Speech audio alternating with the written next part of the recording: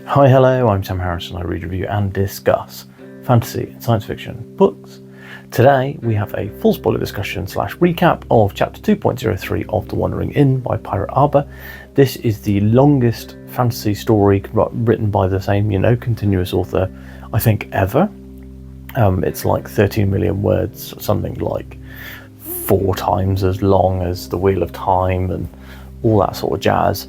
So it's long. If you have not seen any of my other videos on this, I've reviewed the entire first book chapter by chapter. Because this is a web serial, I like to read the book as everyone else would have read it, with like a chapter or so a week. I don't know whether Pirate Arbor was doing 2 chapters a week. Commenters, tell me, how many chapters does Pirate Arbor do a week? Maybe I'll try and keep to the same sort of schedule. Currently, most weeks I end up doing 1 recap. Some weeks I have enough time to do 2, but at least 1 every single week. And we've never missed a week, I don't think, apart from the week my daughter was born, which I kind of took as paternity leave. Anyway, so we start with our heroes, our intrepid heroes, Ryoka, Erin, and then some of the supporting cast. So Torin, aka Best Boy, Kissenbeer, who aka Worst Boy, and then Pisces and Rags, who are we all know who everyone is. So they have found out that Cheeria, one of the Horns of Hammerad, assumed dead in Volume 1, is still alive, and they are going down into the ruins to try and kind of find the horns and save them. So they know that Cheeria is alive, but they don't know whether anyone else is alive. And of course, they know she was alive when she sent the message, but she could have since been killed or starved or all sorts of things, because Pisces hasn't been able to get in touch with her. So it's felt a little bit like a fool's errand, and I think that there's not much hope on the part of our protagonists, on the part of our characters, that they will find anything. However, they're not going to give up. Ryoka in particular is very determined. So we previously found out a couple of chapters ago that, Ryoka and Erin found out that they're both from Earth, and I don't know whether Ryoka has actually mentioned to Erin yet about the call, and that there's thousands of other people, or a lot of other people from Earth here, because the wizard in question could only enchant iPhones, and not everyone has an iPhone. So I don't have an iPhone. I record this on a Samsung phone. There's a secret for you. So I am not going to go completely blow by blow with what happened in the chapter. I only finished reading it a little while ago, so my memory's pretty fresh. Oftentimes the blow by blow does help when my memory isn't 100% fresh. But for this one, I'm just going to kind of run through my kind of vibes from certain parts of the chapter, and then things that I like the most, things that there's nothing I'm going to say I like the least, really. And then kind of we might go character by character. So starting off, so it kind of starts off with Ryoka going like, I don't know why I've even come here. I can't do anything. What am I going to do? I can't lift Kalras. And she's like, I'm with this kind of motley crew of people who are clearly going to be useless, and I'm going to be the most capable. And it's quite funny because obviously that ends up being not the case. So Ryoka, fighting with her hands and feet is not very much use against zombies, and on top of that, she is unable to really kind of go the distance with any of these fights. She's not able to kill, even to protect her own life. She's unable to.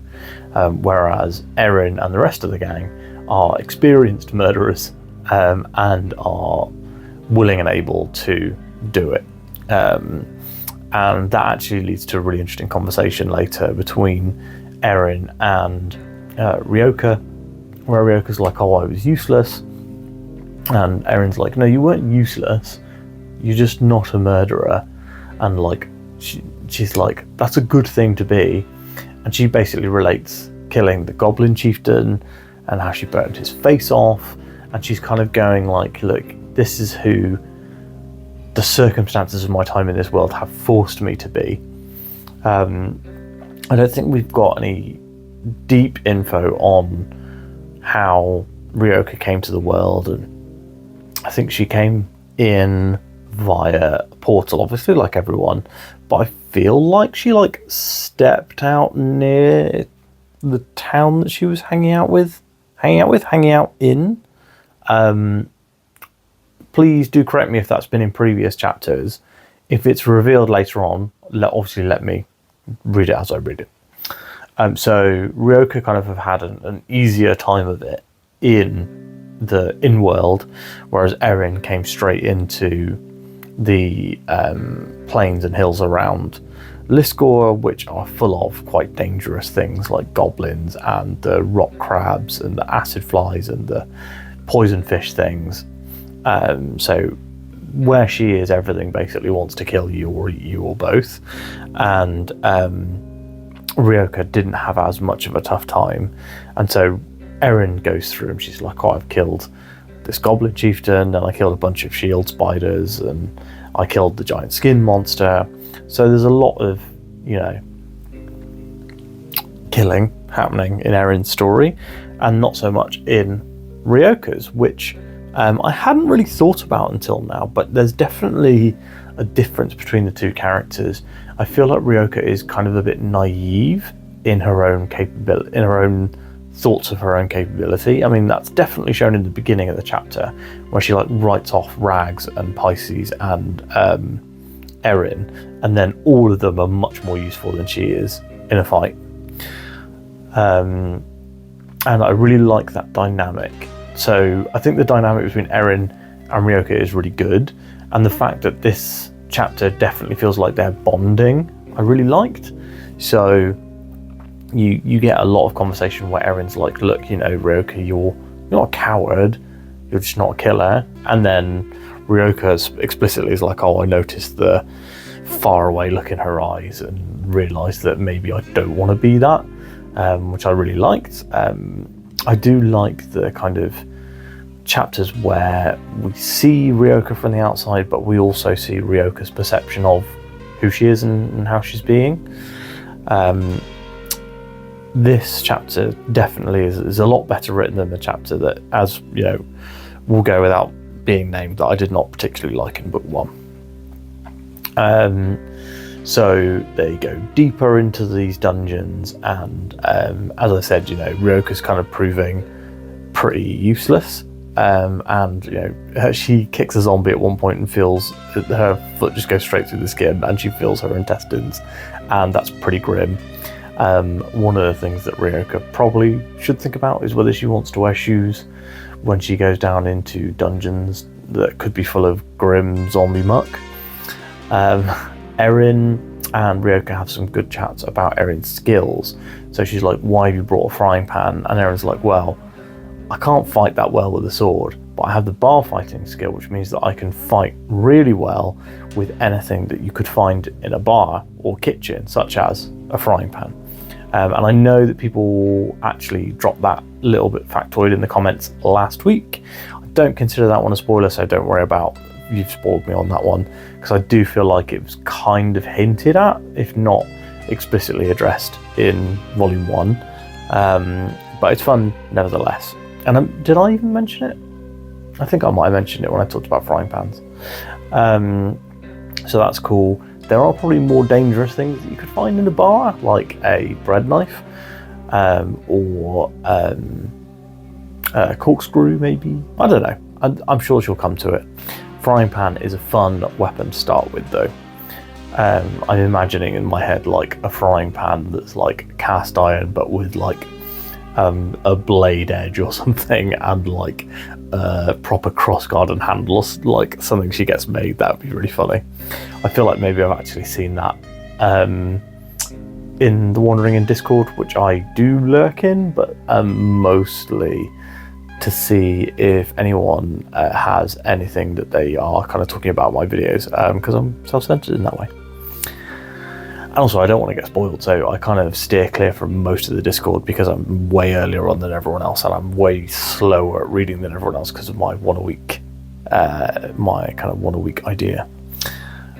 So we've got Erin is down there. Most of this chapter does feel like it's from Ryoka's point of view. So there's they get to the point where Ryoka is almost like, oh, maybe we should actually give up. Like, she doesn't want to give up, but she's kind of resigning herself to the fact that her friends are probably dead, and that they died without her getting to make her apology, which definitely comes through in the narration, and that Pisces is very insistent. He's like, no, we aren't giving up, Chiria's still here, which is very interesting because we felt that there was more backstory between Chiria and Pisces previously, and the fact that she chose him to send the message to seems quite important. Like, she could have sent it to someone else, but she feels like she knew Pisces would come and save her. Does this hint at some kind of relationship between the two? I think that could be interesting if that's what their history is, because we know they have history. Is that history a romantic relationship from Wistrom? Or is it, strong friendship, something like that? It does feel like there's been a bit of a dearth of romance in The Wandering Inn.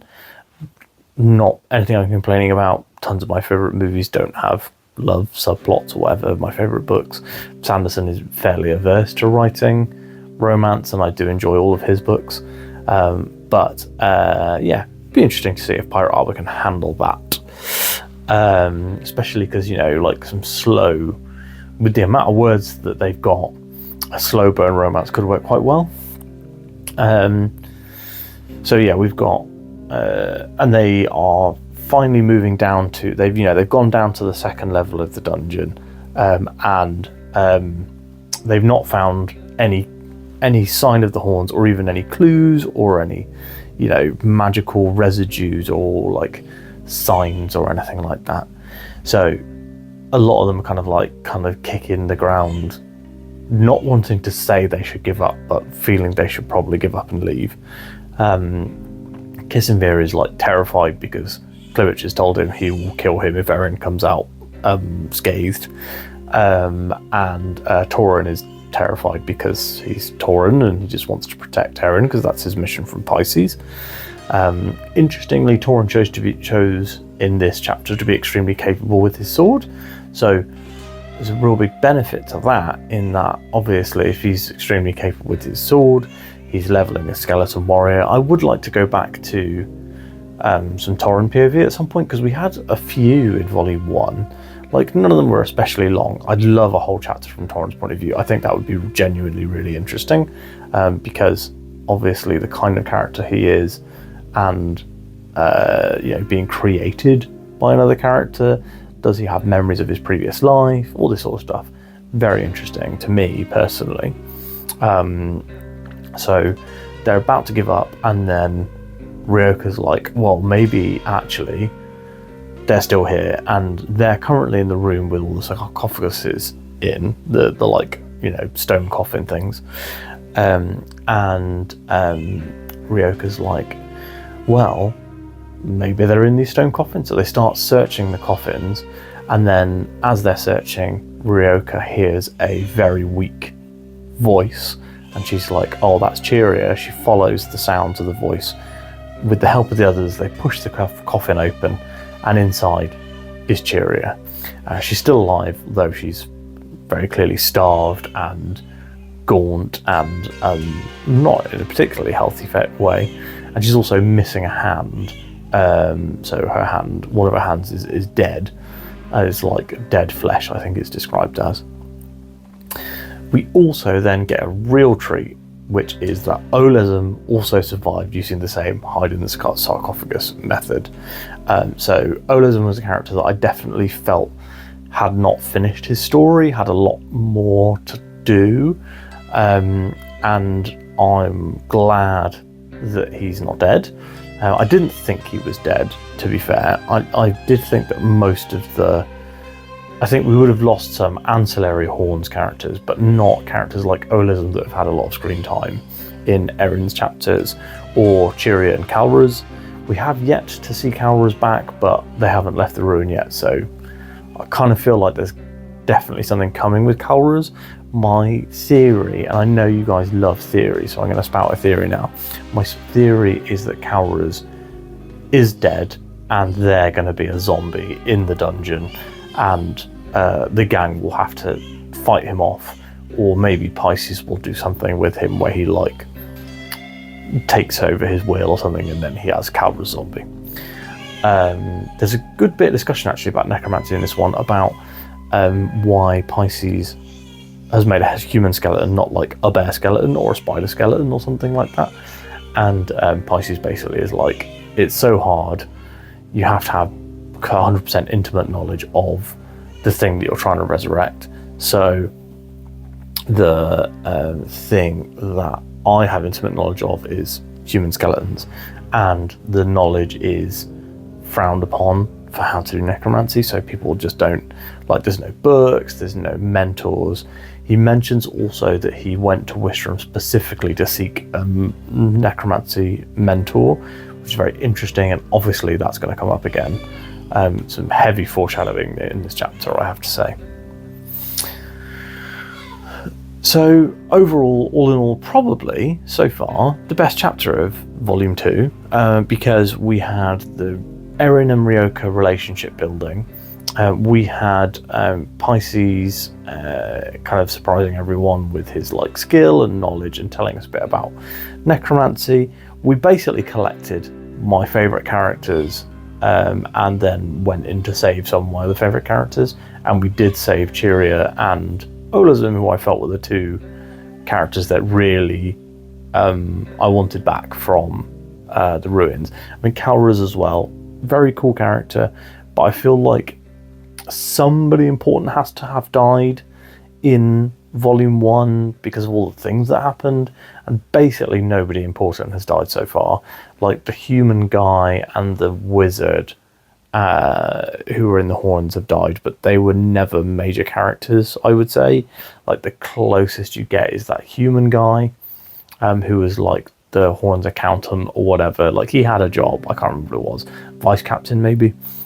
He was like the most important character to die, but even then he had like a POV section. No post credits in this one, so in the previous one obviously we had kind of a post credits about Ghazi. Nothing from her this time. The whole chapter takes place in the ruins. Really looking forward to reading the next one, because I would just like to know what's going on. I'd like to see if they managed to get out unscathed with Cheeria and Olism, who, you know, cross your fingers, maybe he's got a good skill for this, like a tactful retreat skill, because it should he did have that like tactical retreat skill or whatever, I think, that he used in the ruins. And if they're, maybe he could do the same thing again now. It's been a day and he's recharged, and they might not have enough, you know, energy from being starved to be able to do it. So maybe he'll have to sit down and have a snack, and then he can do his magic retreat skill, which kind of feels like the like escape rope from Pokemon.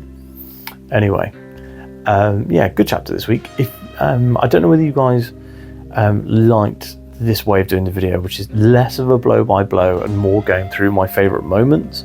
And when we have a multi POV chapter, or chapters that focus strongly on multiple characters rather than this one, which was pretty much mostly Ryoka, when we have those ones, I'll probably run through by character as well. So I thought I was going to go through by character in this one, and then as I was thinking about it, I was like, no, this really is a Ryoka chapter. But if there's ever chapters that have strong multi-POV, or that have so much going on that it's worthwhile to go by character rather than just by event, I think I'll do that as well. Let me know what you guys thought of this. Is this thumbs up better than the previous stuff? Thumbs down, just go back to the blow by blow reading through. One of the things that I didn't like about that was that I was often spending the video doing this rather than talking to you directly, which is, you know, kind of the point of building this community on the channel of Wandering Inn fans. Yeah, let's get some comment feedback. Let me know what you think. Also, drop some comments on this particular chapter, or your thoughts on the Wandering Inn, or just if you want to chat, let me know what you're reading. And of course, like this video. If you haven't subscribed, please do. It's the best way to get notified exactly on the second that I upload these videos. So if you want to watch them when they go up, when they first come out, so you can be one of the first people to comment, then absolutely the best way to do that is subscribe and turn on that bell. All of the videos that are about the One Ring are very obviously named that, and they have a different thumbnail style. Hopefully you've enjoyed this one. Thanks so much for watching, and I'll speak to you tomorrow.